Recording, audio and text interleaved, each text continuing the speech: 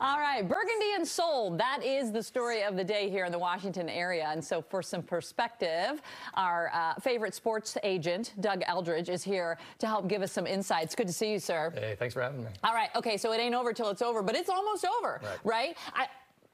Fingers, toes, lots of everything's crossed here by a lot of people. Could there be any hiccups? No. At this point, it is so heavily vetted. The NFL is better run than a lot of small countries around the world and does more revenue. I was going to say, and has more money than a lot of small countries. This has been thoroughly vetted. This is in the end zone. It's a formality now. Okay, so let's kind of talk about the week. On Monday, the NFL Finance Committee unofficially approved the sale to suggest the owners to go ahead and push it through. And then we also got word that the NFL came to an agreement with Dan Snyder about outstanding pending issues, right? So what does that mean?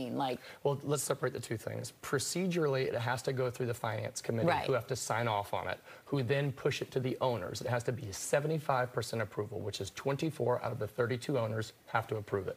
At this point, it's all but a rubber stamp. Okay, so here's my question real quickly. Let me stop you there. So Jim Irsing owns the Colts. I think we know he's a yes. But for what he said, is there any owner that would say no, you think? It doesn't appear to be. The only concerns about this, remember, Harris has already been vetted in 2 different leagues. He's the majority owner of the 76ers and the Devils in the NHL. So he's already been vetted in that regard. The concern was how many minority owners, because there's a rule that you can't have more than 25. And there was also concern about how much debt they were taking on. There's an NFL rule that you can't take on more than $1.1 billion in debt to acquire a team.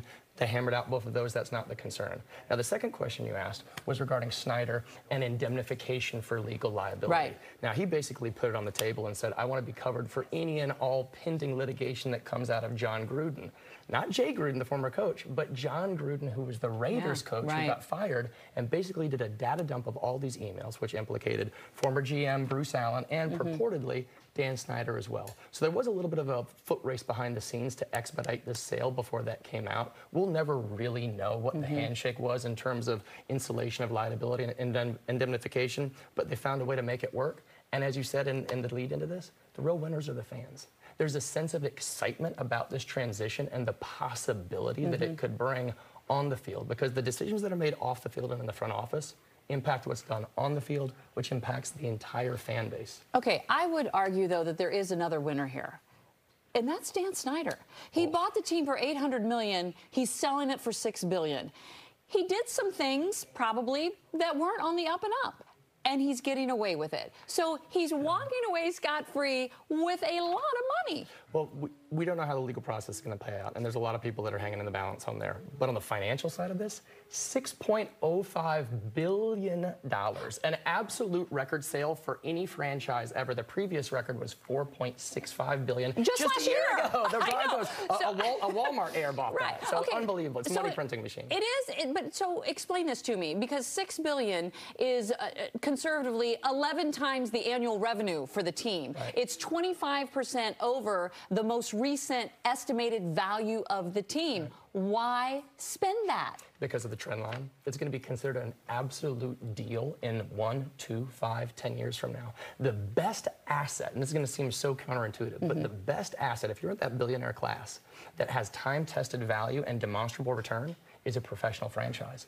And the most lucrative in the United States of the Big Four is the NFL. Everything else is a distant second. So this is a viable investment. So real quickly, the Josh Harris group, they get the team. You know, I mean, literally the sale could be done tomorrow, right? Like done.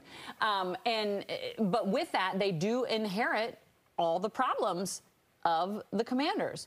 Where do they start? What's the first thing they do? Well, I don't think it's a coincidence that a pep rally's planned for tomorrow. I think the vote's going to pass today. I do think they'll make an appearance in some form tomorrow at the pep rally. I don't think that's just a absolute coincidence. But I think they're in a great position, and here's why I say that. If they were inheriting an absolute perennial playoff team, then the pressure's there to not drop the baton. Conversely, if this was an absolute cellar-dweller team where there was no fan base, there was no engagement, then you're literally not starting at the bottom of the mountain. You're starting at the valley below.